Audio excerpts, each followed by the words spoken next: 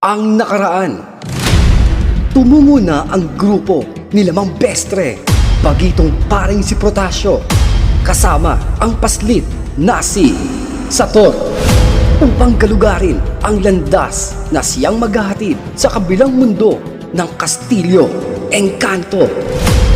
Ngunit nasukol sila sa may patibong ng isang mabalasik na nilalang at nahaharap sa isang alanganing pagkakataon na hindi nakaligtas ang matandang kutsero at tila ito ay naging ribulto.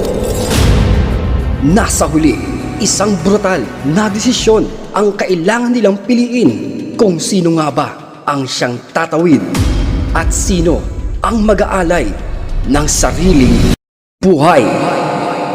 Hindi! Ano ka mo? Walang may iwan! Sabay-sabay kaming pupunta dun sa... Saan ulit yun, Tatay Tasyo? Kastilyo Encanto. Oo, doon po! Kaya padaanin mo na kami at ibalik mo na si Mang Bestre. Kung hindi At humakbang ang mabalasik at malaking nilalang. Saka inihanda ang hawak nitong karit. Sige, sabihin mo, batang bungal. Ano ang kaya mong gawin? Ano? Iiyak ka?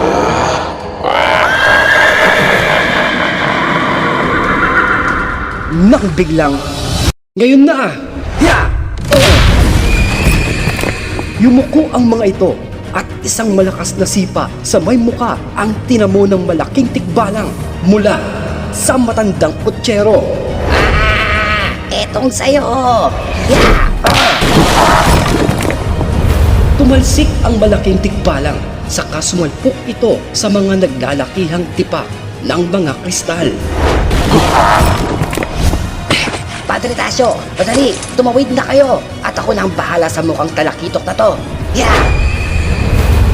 Saka muli itong sumugod at heto naman si Padre Protasio mabilis na kumikilos upang tunguhin ang dulo ng yungib. Yumayanig ang kuweba sa lakas ng pagsasalpukan ni Lamang Bestre at ng malaking tikbalang.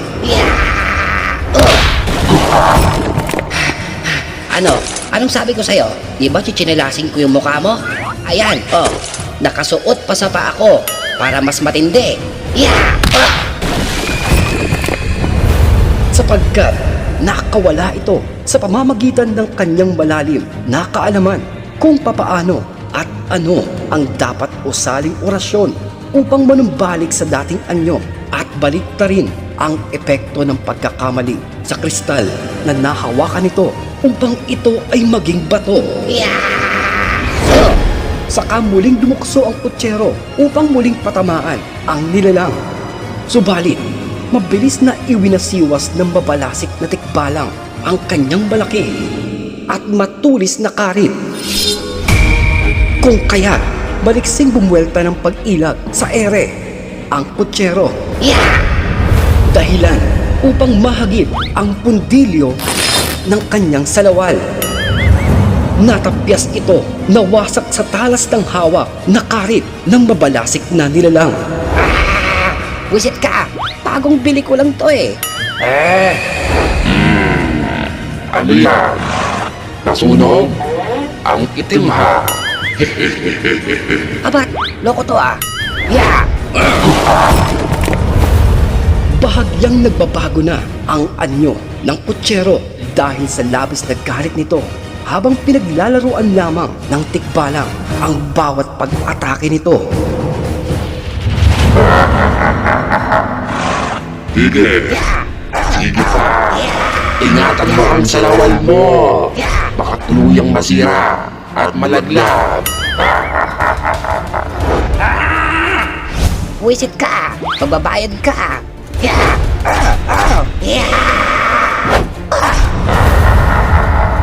Sunod-sunod na pag-atake ang ginawa ng kutsero sa humahalakhak na nilalang.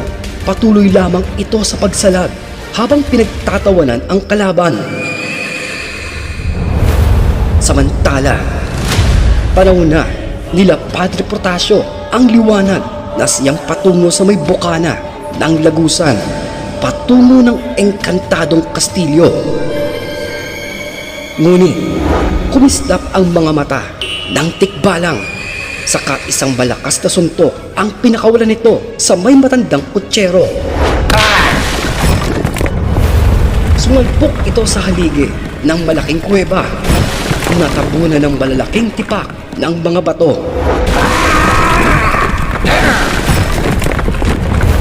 Napalingon ang bagitong pari dahilan upang makakuha ng tiyempo ang mabalasik na Tikbalang. Itinaas nito ang kanyang kamay, saka ibinagsak ito sa may lupa.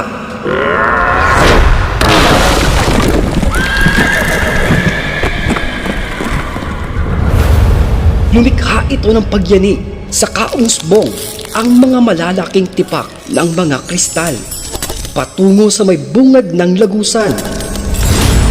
Napakalaki ng mga ito, pakiwal-kiwal ang kanilang pagkakausbong dahilan upang maharangan ito ng tuluyan ang butas sa mahiwagang Lagusan.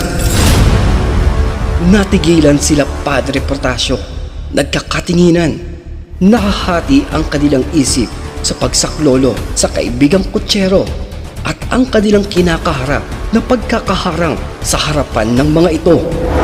At napatanaw sila sa gawin ng Tikbalang habang nakatapak ito sa guho ng mga bato na kung saan nakabaon ang napinsalang kaibigan nito.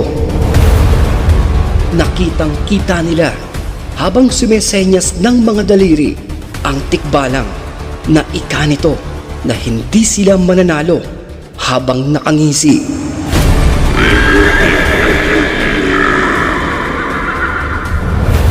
Kung kaya, desidido na ang bagitong pari. Huminga ito ng napakalalim at napapikit sa kalumuhod upang kanyang kausapin ang kasamang paslit. Anak, Sator, gusto ko magtiwala ka, ha? At alam ko, kaya mo ang lahat ng ito. Mauna ka na at hintayin mo kami sa kabila ng Lagusan at may naghihintay sa iyo sa iyong pagpasok sa loob dito. Huwag kang mag-alala, magkikita tayong muli. Bilisan mo, huwag kang liningon. Sige na. Pero, Tatay Tasyo, natatakot ako. Hindi ko po kayang mag-isa. Tsaka, hindi ko po alam ano ang nasa kabila po nung Lagusan na yun eh. Ayoko po, Tatay. Sama na lang ako sa iyo, Tatay Tasyo. Ngunit, hinimas ng bagitong pari ang ulo nito. Sandaling nag-isip ng kasinungalingan para sa huling pagkakataon. Sator, anak, ganito na lang, ha? Di ba tanda mo ang turo ko sa'yo? Maging matapang ka. Saka, ganito na lang, maglaro tayo ng tagu-taguan. Ha? Tagu-taguan po? Oo. At ako ang taya. Yay! Sige po. Gusto ko yan. Ikaw, Tatay Tasyo, bakit ka po umiiyak? Ika ng paslit habang pinupunasan ang umaagos na luha sa may pisngi ng binatang pari. Eto? Wala yan. Kasi naaalala ko. Ako na naman yung taya eh. Mula pagkabata kasi, lagi na lang ako yung taya. Pasensya ka na ha. Alam mo naman eh, medyo mababaw ang luha ng tatay mo eh.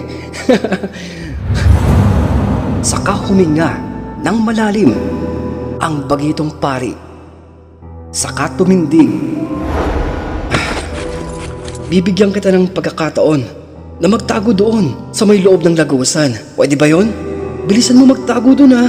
At hahanapin ka namin ni Mang Bestre. Yay! Sige po. Eto na ako. Madali lang po. Yeah. Nasa pagtalikod ng paslit ay wala itong kamuwang-muwang. Hindi alintana na ito na ang kanilang huling pagkikita ng kinagisnan nitong ama, ang taong walang ibang nagmahal sa kanya sa kabila ng kanyang nakaraan at buong pagkatao. Tumutulo ang luha ng pagitong paring si Protasio na napapangiti habang minamasdan ang paslit na tuwang-tuwa. Napakabilis nitong sumusuot sa bawat maliit na butas ng mga higanteng kristal patungo sa may kabila ng lagusan. At heto ang bagitong pari, lumingon sa may nakangising mabalasi na tikbalang na nagsisimula ng umusok ang nagliliwanag na mga mata sa kamalakas na humahalinghing. Nawari, itinuro pa ang bagitong pari upang ito ay kusang lumapit upang tapusin ang kanyang laro ng kamatayan. Halika! Halika! Maglaro pa tayo, Padre Protasio! Sa kabuong loob na hinugot ng bagitong pari ang 2 pirasong bagay na nasa may loob ng kanyang kamiseta. Pinigtal nito ang nagsisilbing kwintas sa kaibinalot sa kanyang galit na mga kamao, na mas lalong natuwa ang nakangiting engkantadong elemento. Gusto ko yan! Gusto ko yan! At sa ayaw at sa gusto mo, mapapasa akin ang kumikinang na bagay na yan.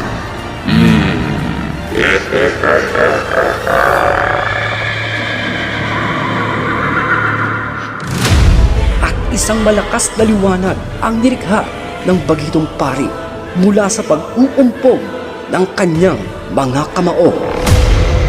Nagliliwanag ito, bumabalot sa buong braso ng bagitong pari ang enerhiyang lumalabas dito, at isang huling sulyap ang ibinigay nito sa may paslit na matagumpay na nakatawid sa kabila ng lagusan.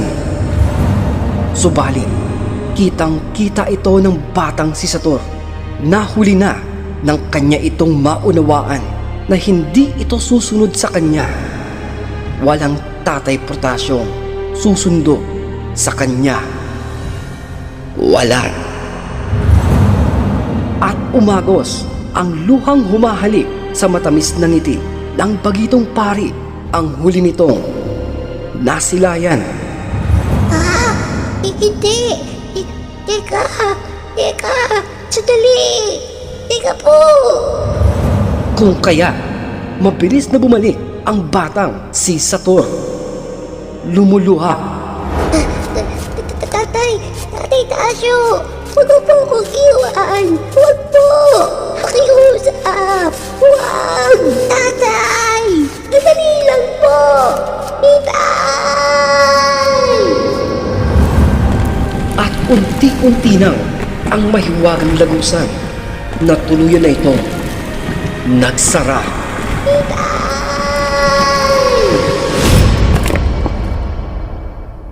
Sumalpok ang batang si Sator sa isang napakalaking puno.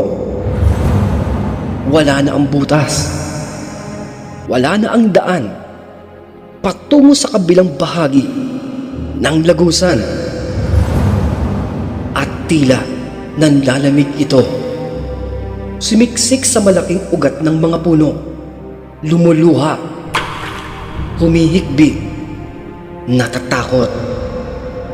At ito ang isa sa pinakakinakatakutan niya, ang mag-isa. Inilibot na ng paslit ang kanyang paningin sa buong paligid. Napakalawak, kakaiba, at napakahiwaga.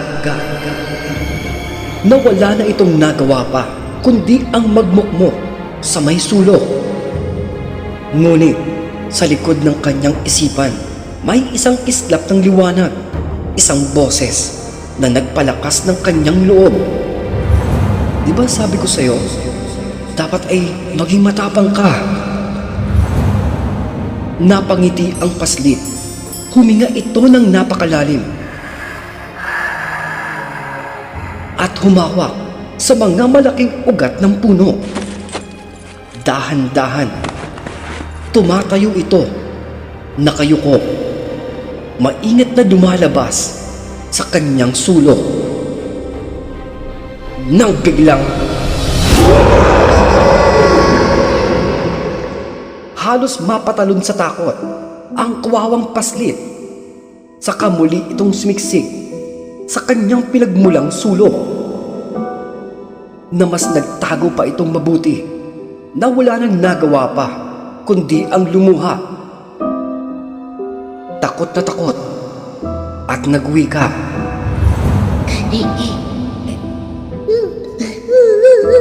Tatay tayo, bakit mo ko iniwan dito? Hindi mo na ba ako mahal?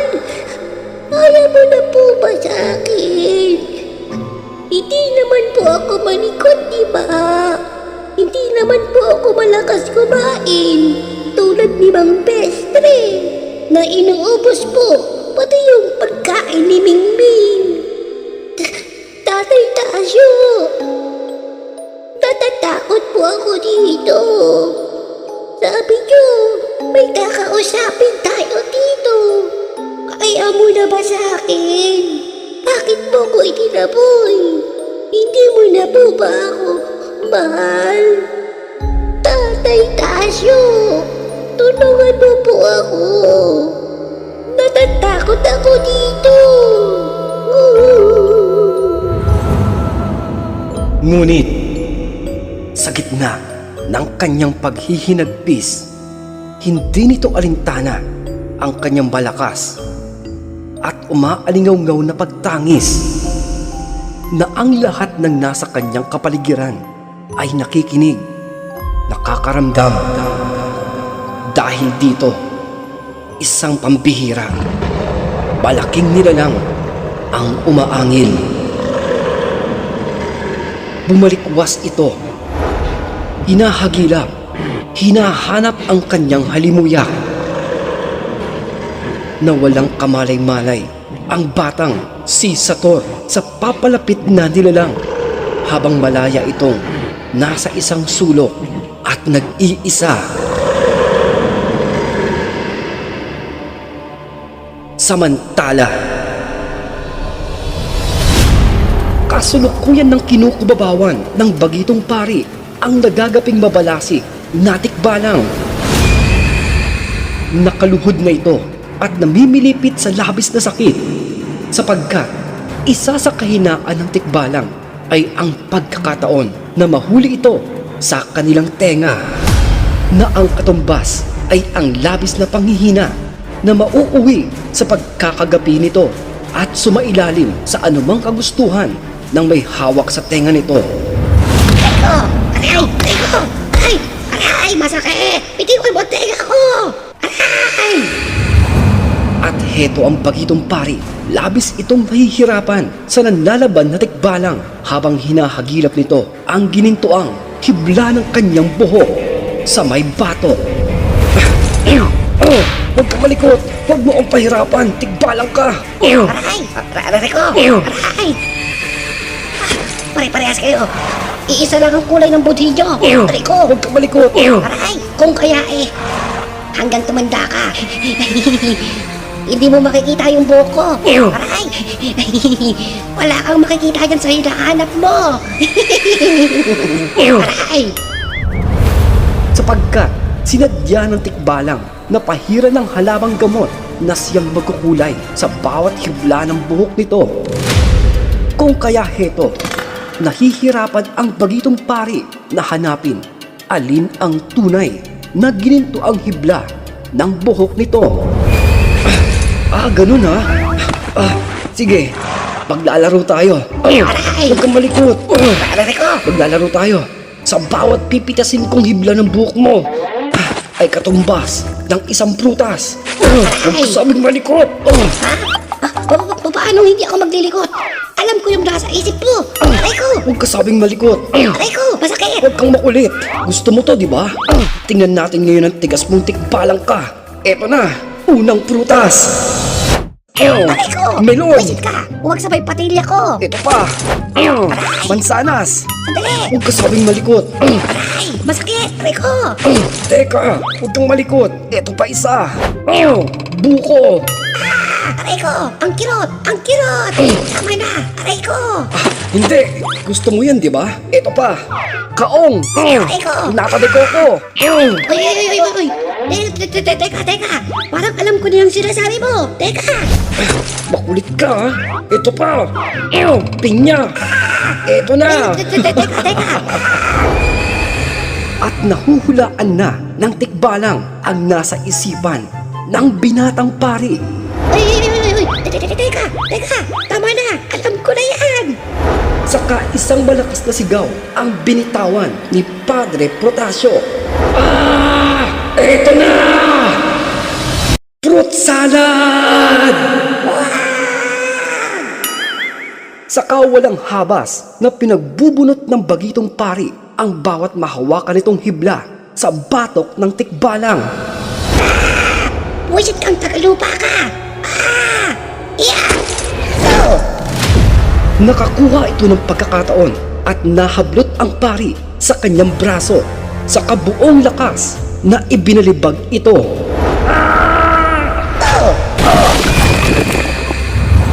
Sumalpok ito sa haligi ng kuweba at sa pagbagsak nito ay gumuho ang mga nasa itaas, ang mga nagtutulisang mga tipak ng kristal. Napangisi ang tikbalang dahil Katapusan mo na.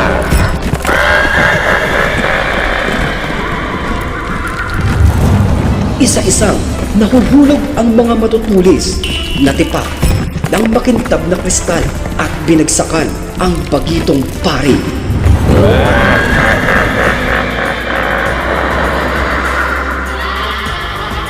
Subalit, mabilis na nakakilos ang bagitong pari sa kagumulong-gulong ito upang makaiwas sa mga bumabagsak na tipak ng mga kristal.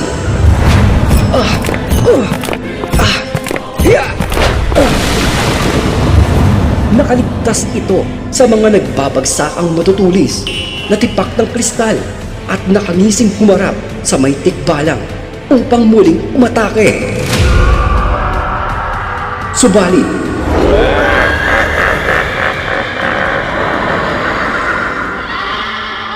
tinawanan lamang ito ng tikbalang sapagkat hindi alintana ng bagitong pari kung saan ito nakahawak, kung saan nabiktima ang kasama nitong si Mang Bestre, ang kristal na may kaakibat na sumpa.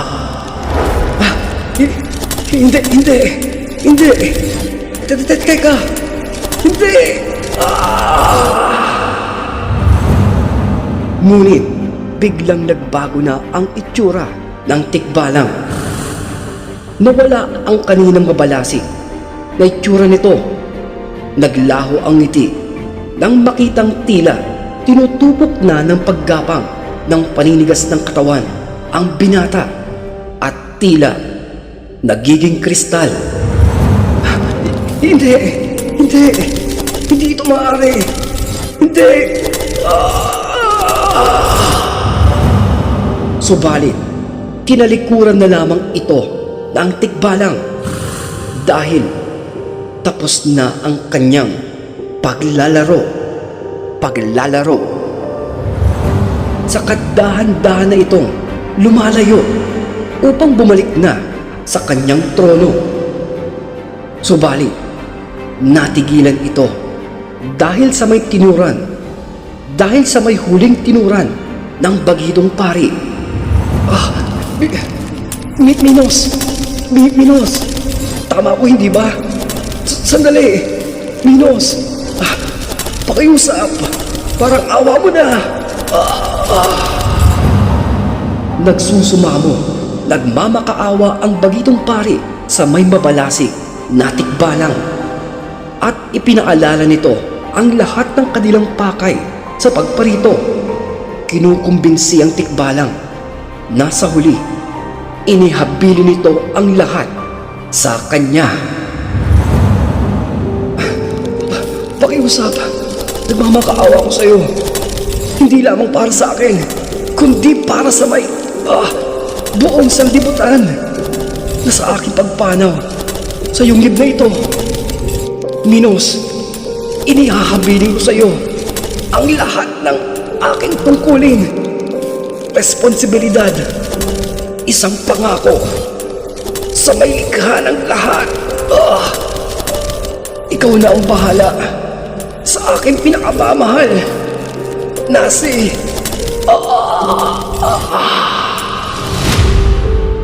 Napalingon ang tikbalang. Nagtataka ito kung papaano nito nalaman ang kanyang pangalan, lalong-lalo na ang tila umaagos na alaala. Naguguluhan ito.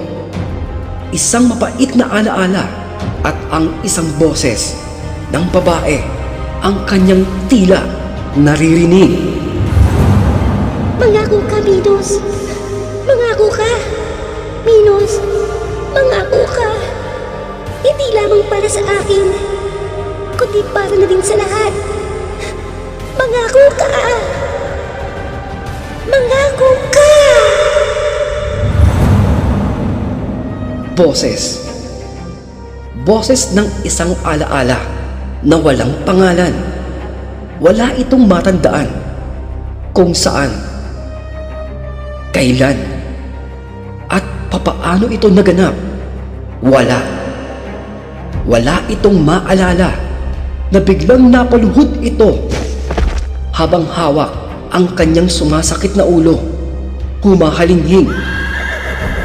Waring unti-unting humihiwalay ito sa labis na sakit. At isang malakas na sigaw ang pinakawalan ng tikbalang.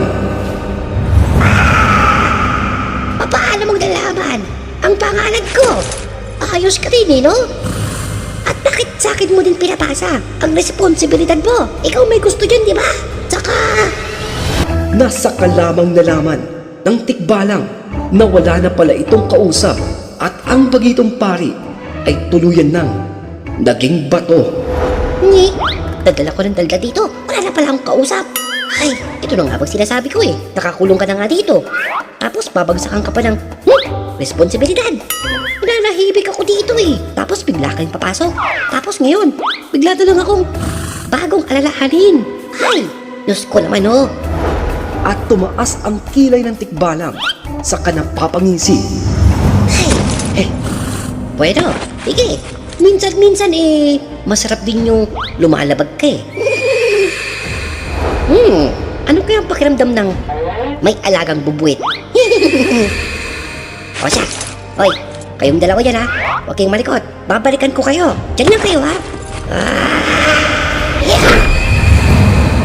Sa kabuong lakas itong kumaripas ng kanyang pagtakbo upang kanyang wasakin ang nilikhang malaking tipak ng mga kristal na siyang humaharang sa may bukana ng isang daanan upang bumalik at pumasok sa mahiwagang mundo ng Kastilyo Engkanto.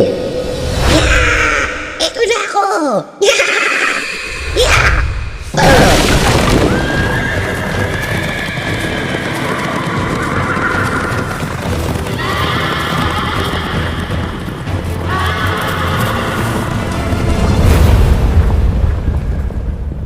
Samantala, heto ang paslit, takot na takot, bakas ang pagkakasindak sa mga mata nito dahil sa kanyang harapan ay nakatambad ang isang nakakapangilabot na nilalang.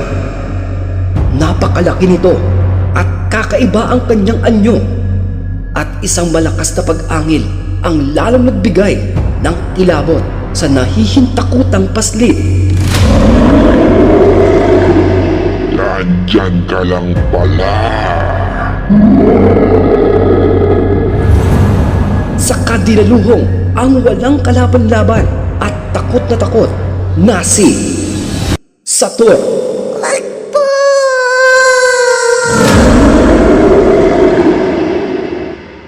itutuloy.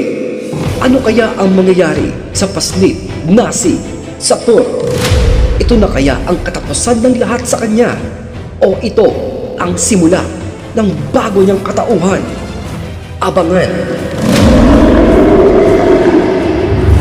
At kung hindi ka pa nakapag-subscribe ay huwag pong mahihiyang pinutin ng ating subscribe button, pati na ang notification bell at idamay mo na din ang ating like button para naman bumilis ang ating kilos. Nakakabilis kaya yung ganun, no? Oo nga, subukan nyo, dali! And this is Pinoy Horror Encounters na nagsasabing, ang kung sino mang hindi mag-skip ng ads, magkakakotse bukas. Pasakay ako, pag meron na, patingin ng kotse mo. Yun lamang po. Stay safe and fresh, everyone. And stay awesome. Peace!